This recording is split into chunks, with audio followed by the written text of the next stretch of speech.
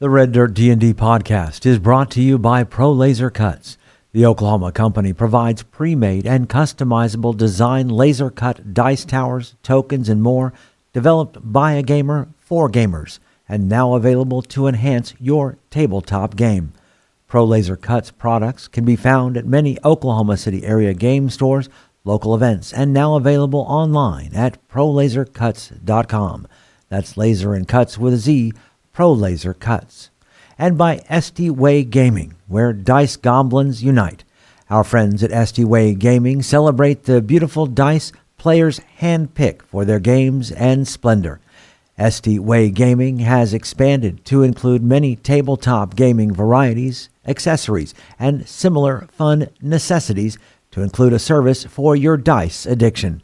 You can shop for a variety of products at sdwaygaming.com or find SD Way Gaming on Facebook.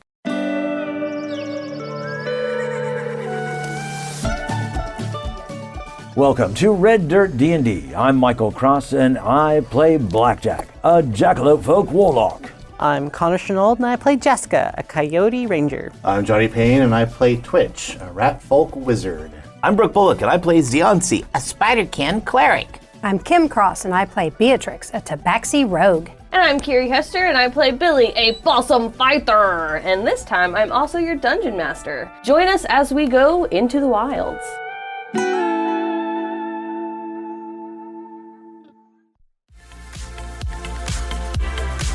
So in the amphitheater is a flurry of activity. Blackjack is hastily chopping wood and trying to build a set. Beatrix, Dahlia, Callista, Jaska, and the Tumbleweeds are all working on an act for the show. Ziansi and Elion are busy in the kitchen making some treats. Billy is nose deep into a book doing some research, and Twitch is working on the script for his elaborate performance piece, all in the hopes of raising some money and some awareness for Parents' Day to save the camp from the clutches of Lord Ironthorn. And as you're busy working on all of these independent things, and you're putting the final touches on your activities, your acts, your pieces, you hear the dinner bell and realize you missed lunch completely. Your stomachs grumble and you head back to the mess hall, satisfied with your work. You walk into the mess hall and the room is aglow with color. The setting sun is coming in through the windows in a rich shade of orange, and the firefly light catchers are throwing it in the kaleidoscope colors across the room. As you approach the food tables, you see the items labeled as you walk past. Enchanted forest greens, pixie fruit delight, herb grilled glimmerwood quail, sorcerer's stew, vegetarian, gnomish potato medley, Feywild rice risotto, and for dessert, dragon's breath delight.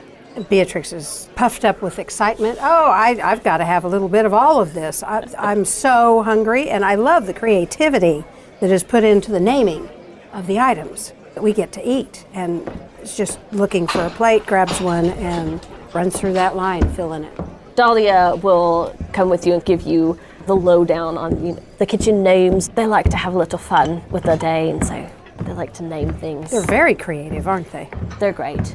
And you guys all have dinner, and I'm just going to give you an opportunity to kind of like talk to your campers at dinner and stuff like that. Brock, everyone seems to be doing something in the show. And I'm going to be there, right. I'm going to be working the show, but I'm not going to actually be on the stage. You should actually be on stage and do something. I've got an idea to where I was thinking about coring out a log, and then I could cast light on it, and I could hold that on my shoulder as a spotlight to shine on you. Like in front of everyone? Exactly. So I'm thinking there's got to be something that you can do. I've heard that you write poetry. Yeah, how do you... Okay, anyways, yeah, I do write a little bit of poetry. Nobody knows that Brock writes poetry. Your previous counselor wrote it in your notes about Brock, but he specifically said Brock doesn't know. I write poetry, I there dabble. You go. I think, have you got a poem that you could actually say whilst on stage, and I will shine a spotlight on you? I've been working on something. There you go. so that way you can be part of this. Yeah. Do you want to hear it? I don't know if it's good or not. And you see Brock actually casting a lot of sideways glances at Dahlia and Beatrix, who are also at their table, at your table with you. Tell you what, yes, I guess we should listen to it. Go ahead and give it to me. He'll stand up and say, come on. Are we going somewhere? We're sitting at the same table as We're all Dahlia. sitting at the same Okay. table. I don't want to be here. Brock will start pulling blackjack. Right. Dahlia looks a little disappointed. Beatrix just rolls her eyes, Okay. nods over in that general direction. I don't feel very confident about this, but I think it's pretty good. Okay. So it goes, Abishai's are red, dragons are blue, the woods are bright, and so art you. That's very simple. That's very good. Very good. Is that to me or is that to someone else special?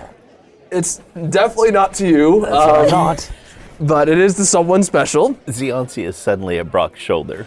So are not you or so It are was like you? art, you know, like, so art you? Oh, I thought it's like you were saying they were dumb. So are not you. Oh, I gotta change that. Okay. Since I think better to be so are you. Okay, all right. Yes. So, we'll have you kind of say a poem. All right. All right. We'll go for it. There's a special poem for someone special in the camp. We won't say who.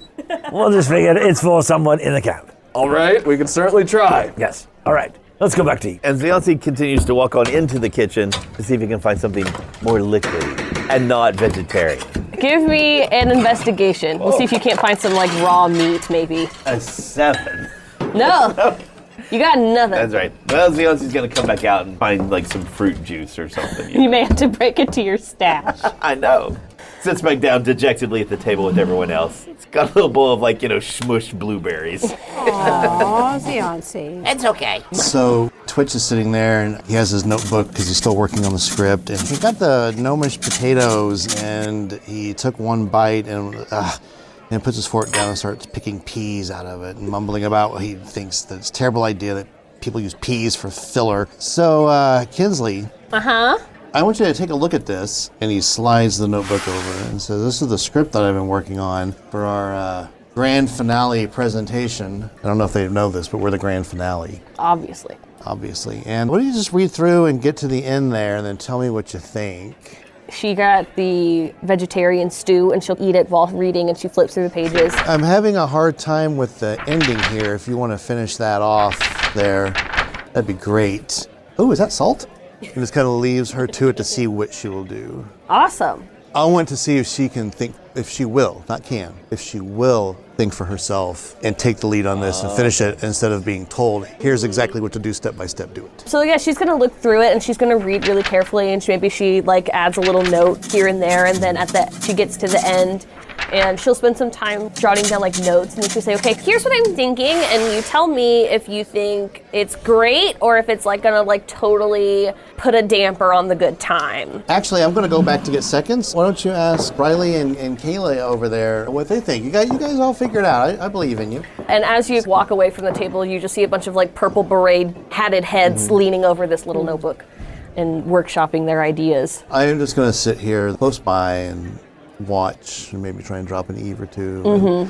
And maybe there's my face feels like stretchy weird. Are you smiling? I think so. I'm going to have to have Xionsi check me out later, Jaska. Is anybody else talking to their campers or somebody else's camper or anything like that? Jaska will go over and grab the herb-crusted quail or whatever it was called. Herb grilled Glimmerwood quail. It glows a little bit. She grabs a plate of that and heads over to Callista. So Callista, how you think our lion tamer act is coming together? Honestly, I think either way, whether it goes good or whether it doesn't necessarily go as planned, it's gonna be funny. And I think that making people happy and like seeing that camp can make people happy is gonna like make them want to save camp. That's kind of what I was thinking, that maybe we could be the comedic relief if nothing else, right? Believe it or not, I've never been the comedic relief. It's just not part of, I guess, my day-to-day Brock's over here cracking jokes. Elion's generally pretty funny. I'm the cool-headed one. Well, sometimes it's nice to step out of your comfort zone, you know? Push yourself a little and... Yeah, she just seems kind of excited at this opportunity to do something that she's never done before. You know, things around here are generally the same all the time. Nothing ever really exciting happens here, so as terrifying as it is that we might lose camp, it's definitely shaking things up. You're one of the ones that are here all year round, right? It's me and Tinkertop and the gnomes and the raccoons. Those raccoons are so cute. Bradley is he holds a grudge, but the rest of them are pretty great. I think I met Bradley the other day. Uh-oh. Bradley the raccoon pops his head up into a window. You make eye contact. He puts 2 fingers to his eyes, 2 fingers towards your eyes, and then grabs his index finger across his neck. I didn't know I was supposed to tip him. My bad. Oh. Did Bradley bring you a message and you didn't tip him? He did. Just watch your back. So, I don't really know your family life, but I sure My parents are really great. They go on adventures all the time, and they're always finding like cool stuff, I imagine. I don't know. They don't like tell me about it. But I imagine when they're like done with their adventures, they'll come pick me up. They did drop me off 20 years ago. But it's, you know, I've got the Astral Retreat. I've got Bradley. I'll put in a good word for you. And you know, these guys are here in the summer, so it's not so bad. Yeah. I like being by myself. All I'm saying is I'd really hate for you to lose this place, so... I would definitely be in a tight spot. So with this impromptu talent show that we got coming up, let's try and do our best, all right? So we're gonna go the funny route? We'll see how it goes. Because like I was we'll just thinking, embrace like, the funny if it happens. Like if it goes really poorly, and then like I'm a lion, but like Mistletoe's not doing great, what if I very funnily turn into like a kitten? Like I feel like that would be a good joke. Yeah, that'd be great. And they're very cute. And then save the cute kitten, save the camp. All right. Yeah. It makes sense to me. Deoncy, Beatrix, anybody else want to talk to their camper, to other campers? Sure. I am, 1, so enjoying this food. Thank you for pointing out the best ones. And 2, I'm super excited about being able to get up on stage and just have a little bit of fun. You know, I was a little worried after seeing your performance in the dungeon run. Oh, I wouldn't necessarily call that a performance. I would call that an experience. But a learning experience. Very much You're so. so good at it now. Oh, thank you. I certainly feel like I have more control over it than I ever have. And you know, some people don't like my butterflies, but I really appreciate your embracing of them. How could it be possible that someone does not enjoy your butterflies? I don't know, they're so great. And you look over, and a butterfly is definitely just like one just like lives in on or around your head, but you also look over and catch Twitch trying to look like he's not eavesdropping on Kinsley, but also grinning, and there's also a butterfly on the tip of his ear. Oh, I love that so much. So I'm going to just barely point over towards Twitch's direction and turn my head a bit so that Dahlia will notice it too. Oh, that's lovely. I'm so proud of Twitch. So you think that I am transporting better than I was? You were ping, ping, pinging all around that other room, and now you're just going straight through the circle. Well, I am. Is there anything that you think that we should add to our little act? I think maybe we should run through the choreography a couple more times. You know, Tabaxi bodies are built a little bit different. We're trying to translate elven dance to, like, we've got to figure out what to do with your tail. Yes, often the tail is an issue. It's not an issue. I feel like it's a missed opportunity if it's just dangling there. We've got to like make it serpentine. We've got to make it part of the group. Well, I'm up for it, whatever it may be. I am so glad that I've gotten a chance to know you and that I'm getting to have this experience with you. You are absolutely one of the best anybody's that I've ever had a chance to spend any time with. Dahlia kind of looks over, and this is the moment where Brock and Blackjack are kind of walking back towards the table. What do you think they were talking about? Oh, you darling. I can only anticipate what people might feel. I never know. I'm only guessing. I'm very observant, but I can't guarantee things. Well, none of us can, but... Are you sure they weren't talking about you? Oh, no. I'm just saying. I'm I'm quite very observant. Yes, but I've been in many, many situations in many, many places over many, many years. And let's say I've seen such a thing. Well, I may have a bit, a few years on my bracket, but I still notice the way certain bunny folk look at other folk. It seems like some people may fancy others. And that's when she kind of abruptly stops because they've arrived back at the table. Does Leon see anything to add? Hey, Elion. Mm-hmm. Good call on not using the black caps for that dangerous snack idea. Yeah. I mean, it was a good idea. It's just, I'm not sure about that. We want to risk that at all, but Yeah, it'd be great to give the parents a thrill, but not so great if one of them dies. Yeah, I don't think that would go well. Yeah, no, probably not good at all. Earlier, we were talking, and you seem to know a little bit about this Ironthorn family, yeah? Yeah, my family's had dealings with him in the past. How come he doesn't get along with the other rich parents? What's his vibe? How come he doesn't have any kids to send here, or what's the deal? Ironthorn is the youngest of his family and hasn't had kids at all. His father's father come from a long line of nobles, and he kind of just got handed everything. Oh, so you think he's probably he's after the camp just for the property? Probably. Yeah. I hear there is good money in real estate. Do you think he's gonna make a move? What can we do to prep for him to try to ruin the show? I mean, because, I'm just thinking, if I wanted to create shenanigans, I look across the table at Blackjack. Hypothetically. Then a big talent show would be the perfect place to throw a goblin wrench into the whole thing and mess it up. Yeah. I mean, let's see. What has he done so far? He's sent wasps and wolves, bulldozing crew. I mean, he seems very prone to violence, but I've known him as kind of from what little I've gathered about him, he's very much a one for being dramatic. Yeah. So whatever he's planning will probably be very noticeable, at least whenever it happens. I understand. Go ahead and keep your eyes out for him. Hey, Twitch.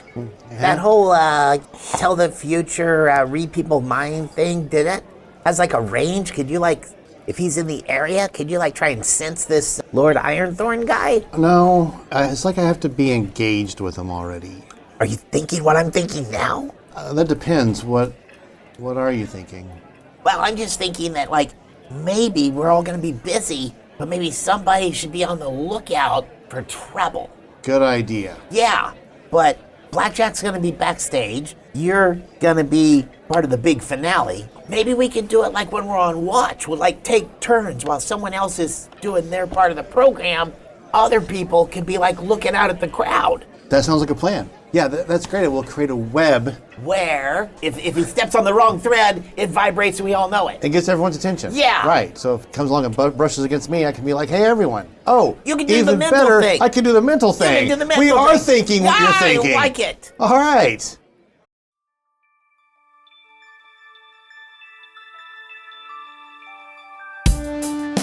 Greetings and salutations, my friends. I'm Michael Cross. So great to have a moment to talk with you during this mid-show break. First off, I want to invite you all to join us as Patreon members. The money we raise helps us pay for things like the music and sound effects you hear on the show, as well as money to go to events and make new fans. When you become a Patreon member, you get our episodes 4 days early, bonus content, access to our Discord server, and full versions of our roundtable discussions. You'll be joining other fans like Scott Wise, Don Mills, Heath Mormon, and the Lady Kate. So join us right now at patreon.com/RedDirtDnD. Another way to support us is by getting your very own Red Dirt merchandise. You can find things like hats, hoodies, mugs, and t-shirts. Just click on the merch tab at RedDirtDnD.com or RedDirtRPG.com. Since 2020, the Red Dirt D&D podcast has been close to another Oklahoma actual play Dungeons & Dragons podcast, D20 to Curtain. And me personally, I've had a chance to work on stage with some of the actors on the show. So when you get done with this episode, you should check them out. Hello, fellow D&Ders. My name is Jerome. I'm Jennifer. I'm Jody. And together with our friends Kara, Timothy, and Jared, we are the cast of the D20 to Curtain podcast, where Oklahoma theater geeks and their friends hit record and explore our new addiction to Dungeons & Dragons. We think D&D is more than just a game. It helps us tap into the enduring power of storytelling. We combine live gameplay with behind-the-curtain episodes to share our experiences, insights, habits, discoveries, and passion for D&D with anyone who will listen. We hope D20 to Curtain will make you laugh, cry, maybe even make your experience at your table even more satisfying. Check us out anywhere you listen to podcasts or visit us at d20tocurtain.com or at D20 to Curtain on Facebook, Twitter, and Instagram. We look forward to having you. All we ask is that you have fun, be kind, and play the role. If you're looking for more content, make sure to check out our YouTube page with Mysteries of Beatrix live every Wednesday. Keys from the Golden Vault from the Red Dirt Outlaws dropping every Tuesday at noon, and Plausible Deniability every other Thursday at 7 p.m. So come check it out at youtube.com/@RedDirtRPG or search for Red Dirt RPG on YouTube. And we would love to hear from you. Find us on social media at Red Dirt RPG. You can also get in touch with us through our website at reddirtrpg.com. In the meantime, make sure and subscribe to this podcast and leave a comment on your favorite podcatcher so others can find us. All right, I think that's everything I need to tell you. Right now, let's head back to Red Dirt D&D.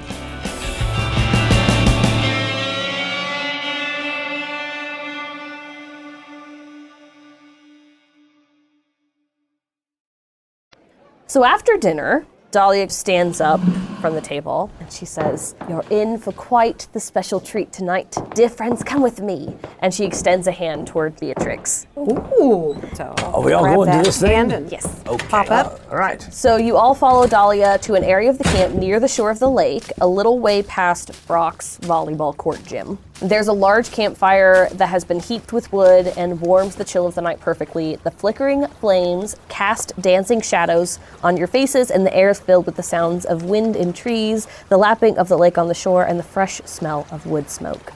Tinkertop, once again atop his trusty wooden crate, addresses the camp. "Well, campers, we've had quite the day of adventures and preparations, but the night is still young, and Glimmerwood has one more tradition to uphold before Parents' Day tomorrow." He steps down and motions to the large, ornate chest beside him. "Behold the chest of Camp Wonders!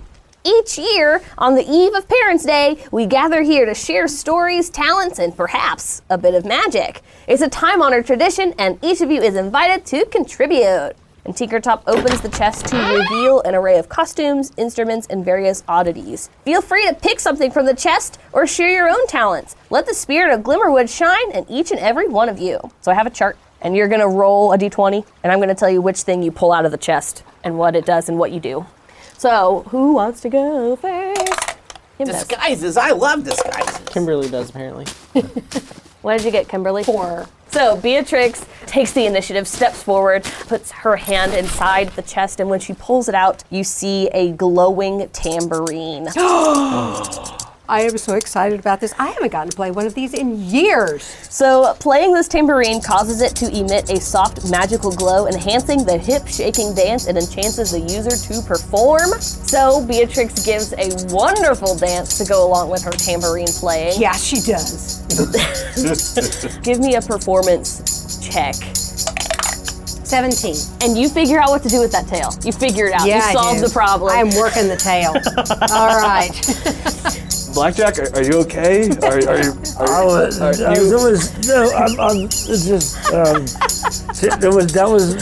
That was so lovely. I know that was. Anyway, I'm looking before. Oh, Brock, how are you? Sorry, were you saying something? I see. And I'll give you a little wink. Okay, Twitch. All right, let me get in there. If it's a 4, re-roll it. Pow. 17. So Twitch reaches his little hand in there, and when he pulls it up, he's holding a hand mirror. Gazing into this mirror reflects your image, but instead of your face, you see an eerie silhouette that represents your deepest fear, and Twitch now has to tell the group what his deepest fear is. Yeah, so in the reflection, he sees himself and everyone's behind him, and he puts the mirror down and turns around and no one is there. And it's quiet and it's still and it's just him alone. And then Twitch spins back around and shakes it off and can see everyone standing here. He says, reflecting, we've come a long way, and well, I'm glad I didn't have to kill any of you. Someone else get in this chest and see if you have something to... And as you sit down, Kinsley actually kind of leans over and lays her head against your shoulder. Aww. He'll do the cheek against top of her head thing and then sit right back up again. Ziansi rolled a 5. Ziansi, you reach your little spidery hand in there and you pull out a top hat. And this is the Mysterious Magician's top hat. This hat bestows the wearer with the temporary ability to perform magic no matter their magic ability, but only cheesy birthday party magic tricks. I need a performance. Alrighty. A 7. In your hands appears 3 rings interlocked together. And you know that you can pull them apart, but you can't figure out how to do it. For your amazement, they're amazing. And I pull them real hard, and they just are still locked together. And this way, and they're still locked together. And then I combine them so they're just one ring. There it goes. Ta-da! That was amazing. You're very welcome. And I put the hat back down. And then, so you go to take the hat off your head and put it back in the chest, and there's just a bunny on top of your head. Natural 4. Ziansi has no idea there's a bunny on his head, so he just starts walking back. Don't tell him. I think that's fantastic. It's actually a jackalope. Beatrix is going to go over and get that bunny off of his head and just cuddle it. You're a magician too. That's amazing. Oh, Ziansi, you're the one who found this little friend. I've seen it done with doves before, but like a bunny, right off the top of my head. Right out of that hat onto the top of your head. Okay, Blackjack, what you got? 6. Blackjack reaches in, and he's kind of distracted by this bunny for a moment, and you look back to your hand to see what you've pulled out, and you've pulled out the Bard's Lute. Playing this lute grants the musician the ability to play the lute and flawlessly perform the Camp Glimmerwood camp song. Oh, no. Oh, here we go. Give me a performance to see how impressed everybody is with your lute playing. 11. It's passable. It's been a while since I've played this, and it's not my... I'm not used to using this thing, so. Jaska? 14. You pull from the chest a snow globe. And inside the snow globe is a tiny version of camp. And if you squint hard enough, you can almost see Oliver outside of Owlbear Cabin. And shaking the snow globe covers the whole group with a warm dusting of snow, inspiring a snow or winter-themed story. So you now have to tell us a snow or winter-themed story. Once there was a time that my friends and we met this fairy called Leighton, and he was in love with the summer fairy princess. I think she was like an early autumn. Okay, thank you, Billy. Her name was Ophelia. Very pretty. And she got kidnapped, and we had to save her, and we had to fight the devilish Ice Queen. Give me a performance. Okay. To see how much we love the story. A 9. So you accidentally go into too much detail about the murder. And then Billy started eating the centipede, the entire thing. And a couple of the pixie scouts get real wide-eyed. Okay, let's see what Billy pulls out of the chest. He rolled a 7, which is very fun because we've now done 4, 5, 6, and 7. 4, 5, 6, and 7, yeah. But so Billy dives into the chest because it's tall enough where he can't really get his little arms in there. And he dives in, and his little feet wiggle, and then he comes out and he pulls out something that should not have fit inside the chest, and it is a large hoop that kind of seems to shimmer, change colors. He says, I don't understand this feeling, but okay, if you say so, Mr. Hoop. And he puts it around his waist, and he starts hula hooping. And let's see how he does. That feels like an acrobatics check more than a performance. The user must hula hoop, but while they do so, their form shifts and changes before the group's eyes. So Billy changes into a jackalope folk, and then he changes into a coyote person, and then he changes into something that looks a lot like Beatrix, and then he changes into like a human, and then for a second he's a dwarf, which is really confusing. And then he changes back into Billy when the hula hoop falls to his feet. I'm not very good at hooping. You were spectacular, Billy. I thought that was entertaining. I'm gonna tell you this right now. I don't like being tall. That was gross. If anybody wants to roll again, I'll let you roll again. I have 20 of these, so you're welcome to. You're also welcome not Once to. was enough. 11. 11. So Blackjack goes in for a second round. He's like, okay, something's got to be better than that loot. I didn't do very well. And you come out with 3 small balls in your hand. These colorful juggling balls enhance the user's juggling skill, prompting them to tell a story about a time they learned a new skill.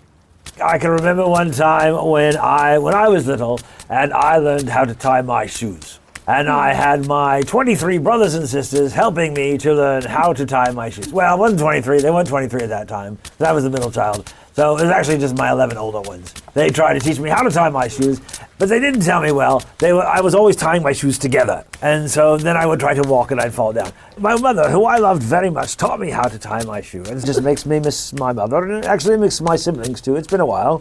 Roll me let's do another, you could choose performance or dexterity. I'll let you choose. Can I give myself guidance? Sure.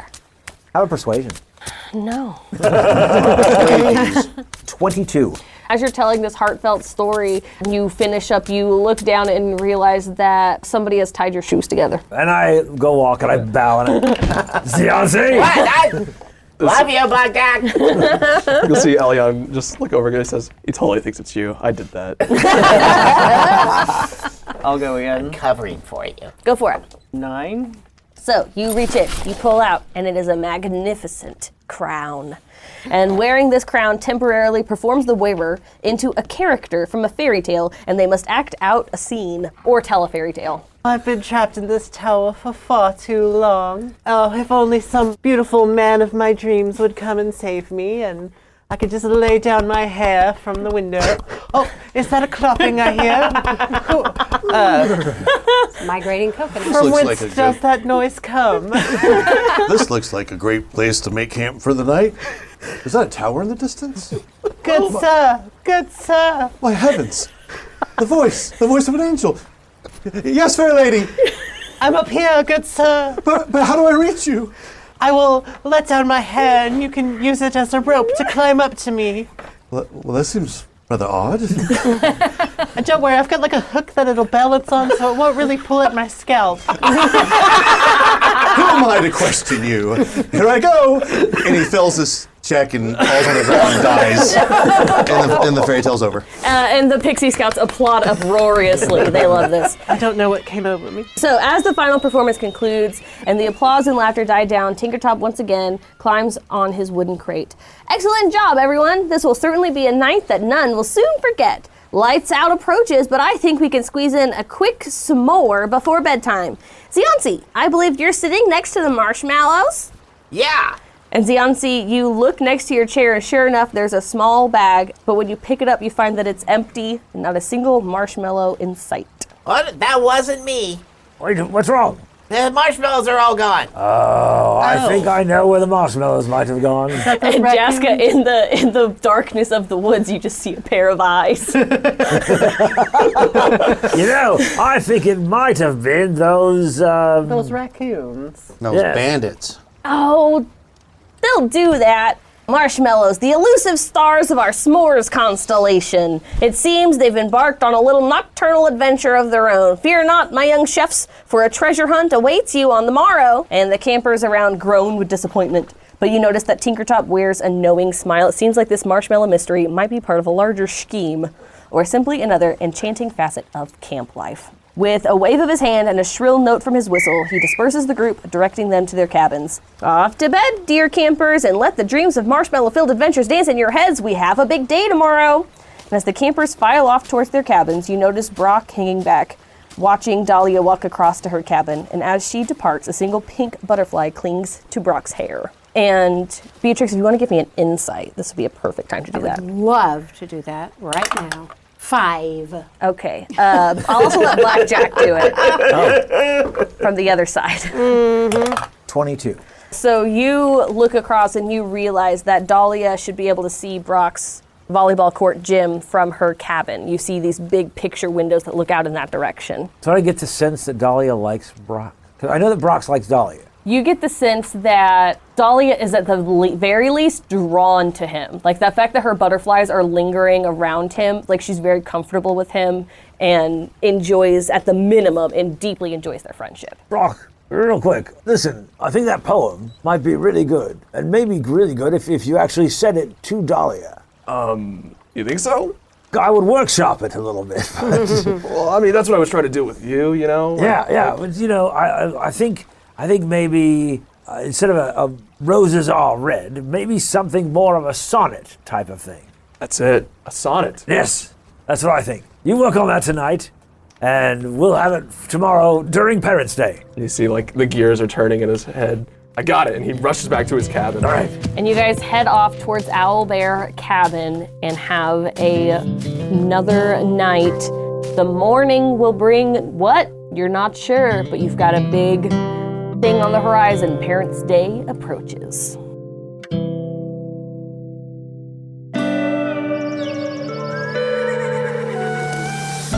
Red Dirt D&D Tales from the Wilds is Kiri Hester as Billy and our Dungeon Master, Connor Shenold as Jaska, Johnny Payne as Twitch, Kim Cross as Beatrix, Brooke Bullock as Ziansi, and I'm Michael Cross as Blackjack.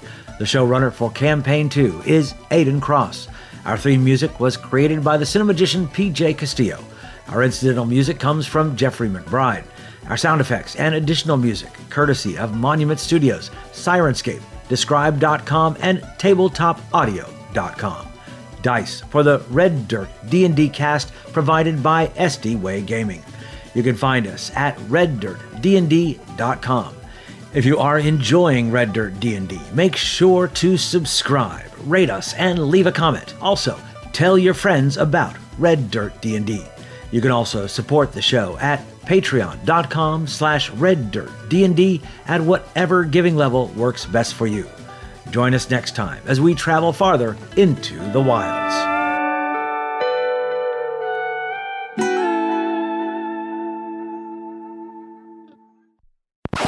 You should actually be on stage and do something. Can we talk? This is a big character moment for Blackjack. I'm not going to be on the stage. That's right. And Ziansi continues to walk on into the kitchen to see if he can find something more liquidy and not vegetarian. You're not going to find pools of blood in the gnome kitchen. There's one red cap over there. So I'm just going to say. So while she's flipping through, he hands her the writing instrument of choice for Dungeons & Dragons. And hands her the quill he's been using and slides the ink pot over and says, I mean, you're wearing tube socks. You can have a pencil. Actually, I'm going to go back and get some more. What you ask Bethany and Tiffany over there, get them involved on it too and see what they think. There's not a single pixie scout named Bethany or Tiffany. What are their names? Have we said every one of their names yet? There's Brinley, there's Briley, there's right. Kinley and Kylie, and then I think there's one weirdly named Amanda. What? Just remember the laughing with you, not at you, all right? They're laughing near you. I laugh in your general direction. Did Bradley bring you a message and you didn't tip him? He did. Just watch your back. Just if you get a hasty knock on your door and then you open it and then there's like a small fire on your porch, it's very important that you don't stomp on it to put it out. It's got poo inside the bag. Okay. I'm familiar with that joke somewhere, somehow. I feel like that definitely feels like something Blackjack and Ziansi would have done. Yeah. I might be repressing that memory. Somewhere Lord Oberon has a pair of boots that he just threw away. And that's why Blackjack was banished. Hey, Twitch, that whole read people mind thing, did it? Has like a range? Could you like, if he's in the area, could you like try and sense this Lord Ironthorn guy? No, it's like I have to be engaged with him already. Like romantically? Yes. And? Also just in conversation. Oh, okay, yeah, that makes a lot more sense. The camp also goes, we also hold weddings! And you figure out what to do with that tail. You figure it out. Yeah, you solve the problem. I'm working the tail. All right. Great. The dance is about the tail. Sorry, were you saying something? I see. And they'll give you a little wink. Sometimes when we The honesty is too much. Gazing into this mirror reflects your image, but instead of your face, you see an eerie silhouette that represents your deepest fear, and Twitch now has to tell the group what his deepest fear is. Don't say spiders. Arachnids. Playing this lute grants the musician the ability to play the lute and flawlessly perform the Camp Glimmerwood camp song. Oh no. Oh, here we go. I don't have the song written. Camp Onawana, we love you in our hearts. But when we think about you, it makes me wanna fart. No, I'm not singing that. You don't know the song? I know that song. that's from another Salute Your camp. Shorts. Yeah, it's for Salute Your Shorts. Salute Your Shorts. Danny Cookski, the redhead kid that was in it, grew up down the street from his aunt and uncle, and he used to come visit every summer when I was a kid. What? Yeah. Wow. His gig back then was, as like a 10-year-old, was he could play guitar really well, and he would sit in a like pavilion type booth at the state fair every year and play like covers of country songs, like Family Tradition, in a real high-pitched squeal voice. I think I would sing the song that my son brought back from camp, which was Star Trekking across the universe, always going forward, we can't find reverse.